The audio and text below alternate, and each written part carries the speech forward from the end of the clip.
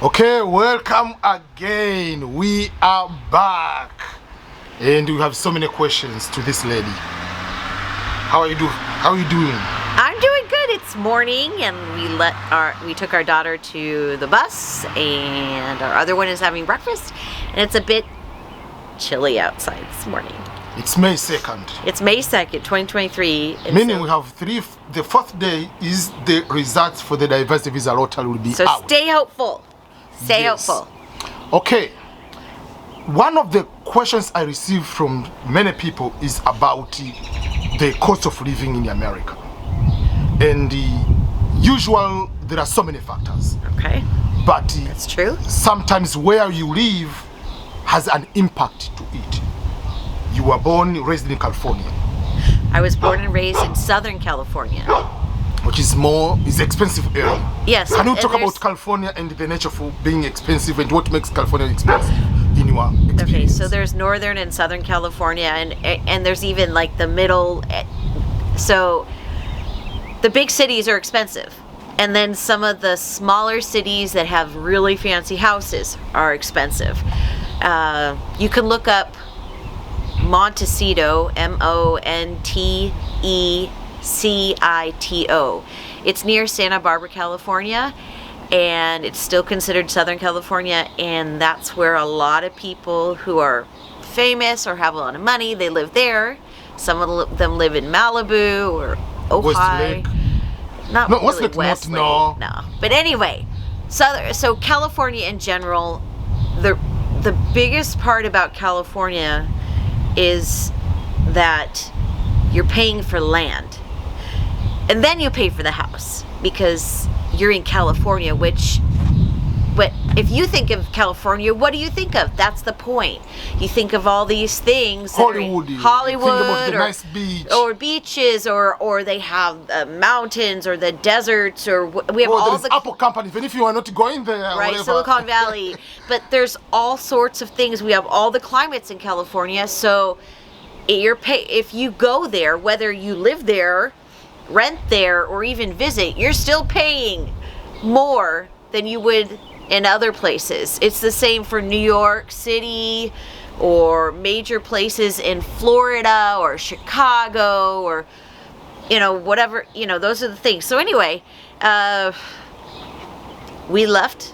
I had been there for my whole life basically. I moved around a little bit here and there, but because it was just too expensive. It was way too expensive, and you have to have a lot of money. And even people that have a job where they're making $17, $18, $19, $20 an hour, $25 an hour, $30 an hour, and I know that might sound like a lot to some of you who live in countries where our US dollar is more than your currency, but doesn't even, I mean, you probably can't even Because you can't even get an apartment because apartments are $2,000 and $3,000 for one bedroom, or even not one bedroom, maybe just like what we call a studio, which is a completely open space except for the bathroom. And even that you might not be able to find depending on where you live. And it's not smart to live in heavy crime areas. And you can look up the crime areas. Just go into Google. It may be cheaper, but do you want bullets going through your wall or your window? So that's why it's to your advantage to find somewhere before you if you get here, before you get here, or after, but to your advantage to really research where you're going to live. And you also need to know the climate, because can you handle cold? Can you handle extreme heat? Are you all right with earthquakes, tornadoes, hurricanes? There's lots of things, and you need to be aware. I know that many people say, as long as I get the DV lottery, as long as I win, I'm good to go. But also you need to really research before you get here, or you will be very surprised and maybe disappointed. Yeah, you mentioned the point about to do a research, but sometimes people who win sometimes don't have much of the option because, oh, I know so and so is in New York, but you do not know the living situation of New York. Right. It's good to do a research, and I usually tell people sometimes we depend on who is your host. But Right. the place where you go to stay at the beginning can determine how your success might be Right. in one way or another. So even if you have the one person agreed to be your host, maybe in particular area, it's not bad to look for other people in other Right. states after doing your research. I agree. Yeah. I mean, I understand that there's this urgency once you win the DV lottery and then they call you and you do the interview, you have to come here at a certain point. You want to Yes, and expound another on thing that? is this one. I want to mention on that. Even if your host, let's say EBM, is your host, I'm giving an example, but you don't come to can't live do, here. but- Yeah, you can go and live in another place. So yes, you can put someone as your host, you agree to be your host, but if you get another person, even if you have done the interview, but you can come in America and go to live in another state, Once to you're another here, address. it Yeah. doesn't matter They because you're don't. legal. Yeah, you are legal. They're not going to confine you. You must live in this particular address. Exactly. So that is something you need to know, that don't confine yourself if you have other options. I've advised someone was in one part of New York, was paying like it was a studio for $2,200, just a simple studio. I said, why can't you find jobs? It was Chewy, it's Chewy, whatever, but got the job in Iowa for $22. Left New York, went to Iowa. The guy was from West Africa. So Right. sometimes you It's have cold, but you get cheaper rent, and it can be a lot less crime. And so when we talk about New York, everybody thinks New York City, but that's an extremely small part of the entire state of New York. And I know that my husband, EBM, has spoken about how large the United States is, but try to think of it as continent. 50 different countries in one large country. Yeah. All right, so we can freely move those 50 countries, and we also have territories and etc. But the point is, the mainland is 48 states plus Alaska and Hawaii, which is quite far from the West Coast. I've never seen any person Yeah, winning it's- green card going to Alaska. And They pay a Alaska's- lot, but it's very expensive. Yes, Alaska is near Russia. So it's 48 contiguous states that you can think of as 48 individual countries, even though we're a big union. So the United States is very, very big. And you can't go from one state to another if you travel 3 hours, unless you're really close to the state line of one state and another. Now we live about 30 minutes from the state line between Missouri and Kansas. So we go into Kansas quite often, and people from Kansas come over to Missouri. If you live this close, but it's so massive here that you can't just go from one place to another that easily. We all speak American English and we have accents, and you don't have to show, pardon me, sorry. I'm supposed to be taking our youngest to story time at the library. Anyway, so you have to think about that too, that when you land here and you stay in one state, it costs a lot of money to get on a plane and go somewhere else, but the same because our gasoline is expensive. Now, we think our gasoline is expensive, but I know that Canada and all these other countries, the liters of petrol are very expensive, but to us, it's very expensive too. So, really, I really encourage everyone to do research and really see what each state has to offer and look up the price of living and ask and get second, third, fourth opinions on things. Don't just go with that first one that says, oh yes, this is the best place ever and you'll love it forever. That's one person. Yeah, another thing with that, because rent is bigger part of the big portion of what we talk about being expensive, but there are other things. For us, we lived in California. Right. Then we moved to Kansas, then we live now in Missouri. And we saw the difference between Kansas and Missouri. Buying the home, apartment will be different, whatever. But if you tell someone like rent-wise, buying the house-wise, between California versus Kansas, Missouri, or Midwest, in terms of that. Because sometimes we say, oh, I'm from Africa, I don't want to know. So, but are you able to pay $1 million to buy a house versus to come to live in a snow state and That's pay exactly right. 200,000, Right. kind of that. So can you explain your experience with that? So it's common knowledge that Midwest states are not as expensive as California, New York, like major cities. For example, major cities. Here's the thing. There are major cities in Midwest states, and they can be expensive too. So you have to watch for that. And certain neighborhoods are more expensive than others. And that's, again, research and, checking out websites and asking people, and that's research. So in California, it would have been $2,500, $2,500 American, for my husband and I and our children to have a 1-bedroom apartment. And that didn't include trash, water, electricity, gas, internet. Then we had to go get food, and food prices are quite high right now with the inflation, and a lot of places don't have public transportation. Even if they have public transportation, you have to pay. So then if you need a car, and Uber and Lyft, as I said in another video, are quite expensive.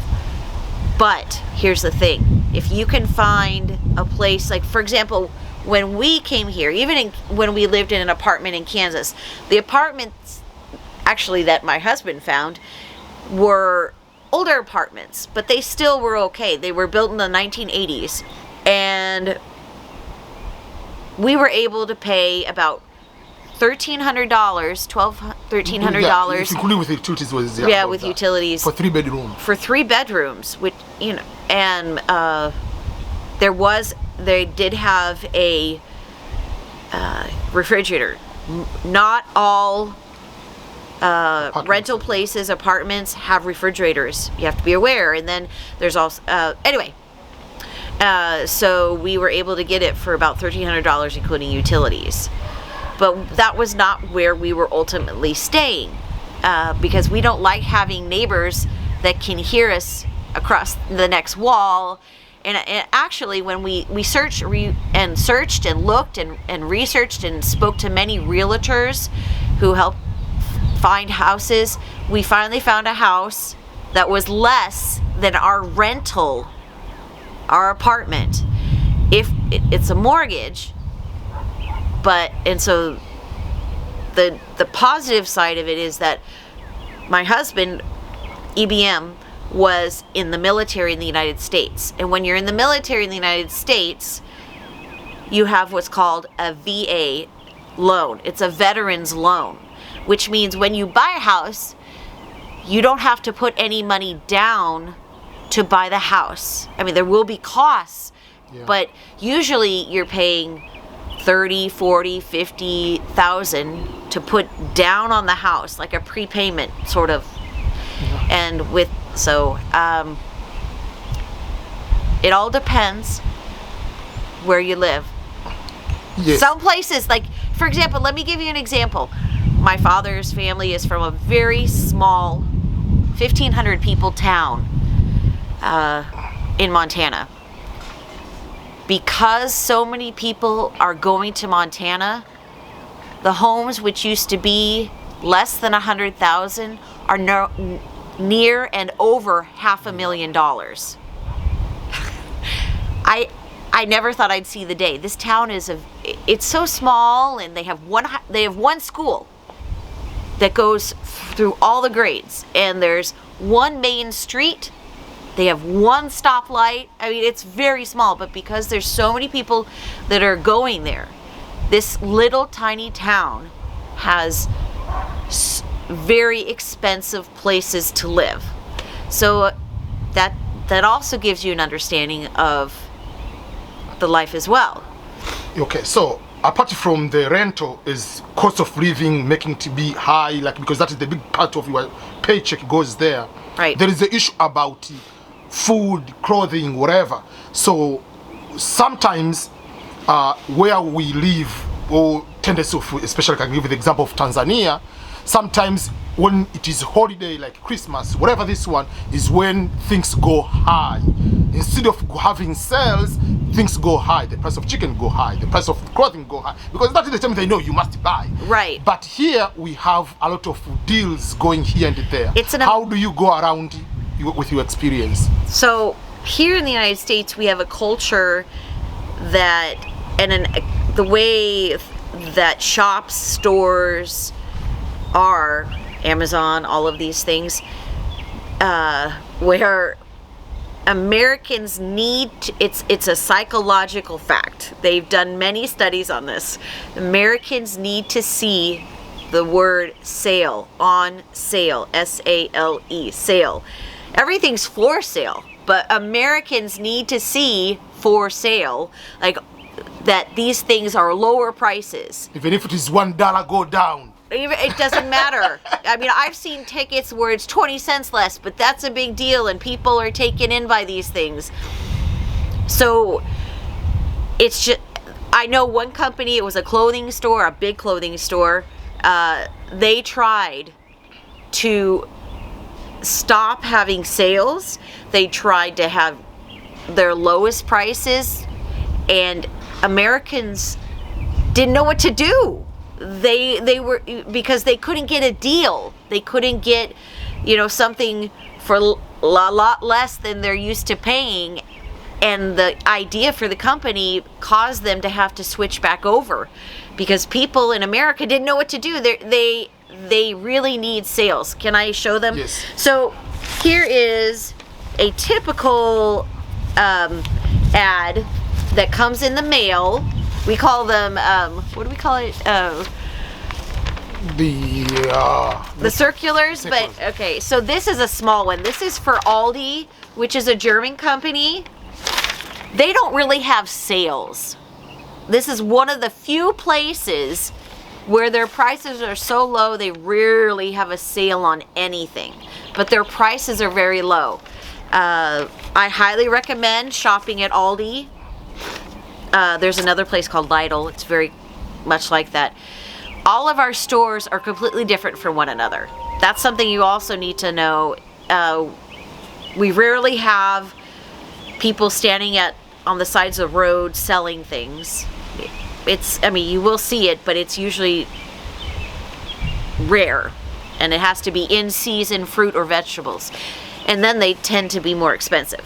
And farmers markets are very expensive. You say, oh, I get fresh food from these farmers markets. It's more expensive. So there are places that are more expensive, and these grocery stores, we call them supermarkets or grocery stores, they're going to be more expensive than your other chain stores that are larger, such as Walmart or Target. These stores have lower prices because they're so massive. So, for example,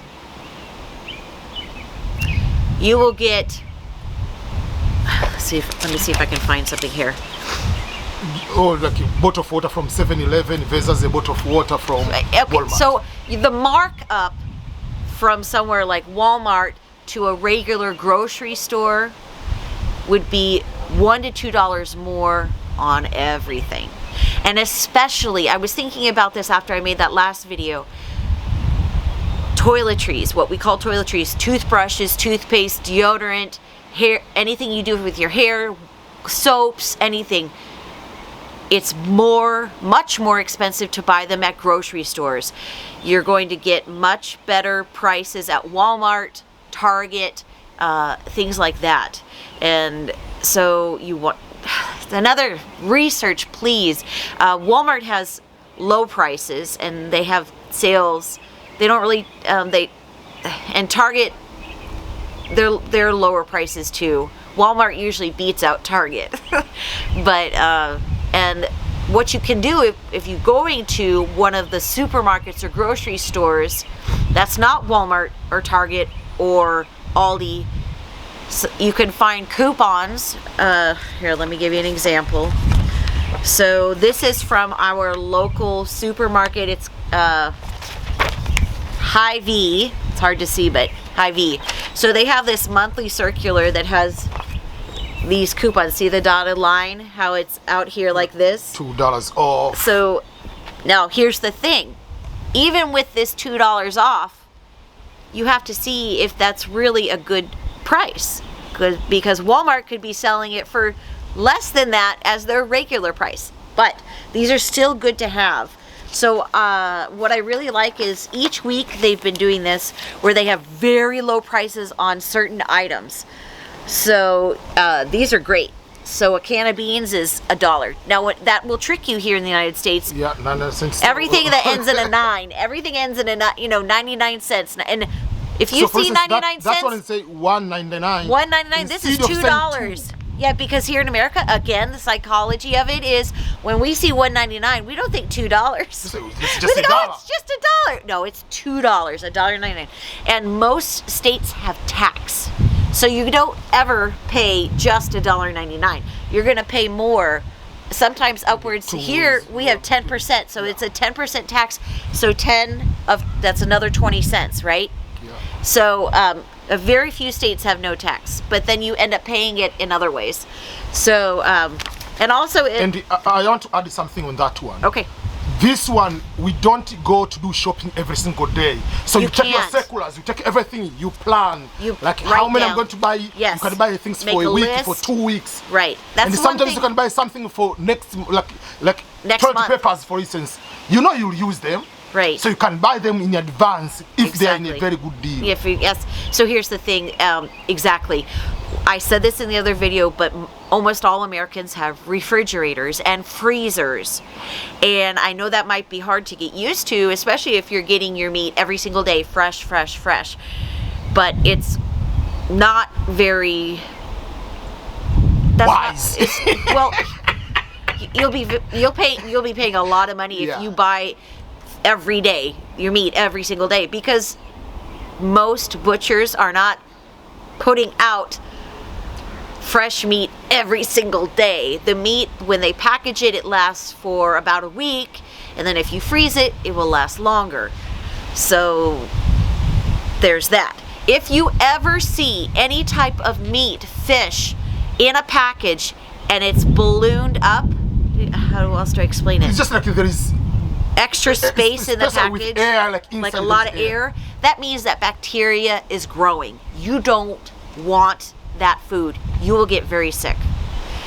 So a lot of Americans don't know that either, but it's very important. So another part of saving or just cost of using whatever Right. is about buying especially clothing, especially when we live in the That's a states very where good there is winter, there idea. is summer, there is fall, there is all these kind of right. things. So So again, talk about first of all, like when one season ends and there's another, and all other tricks you use to get certain things, clothing on deals. okay.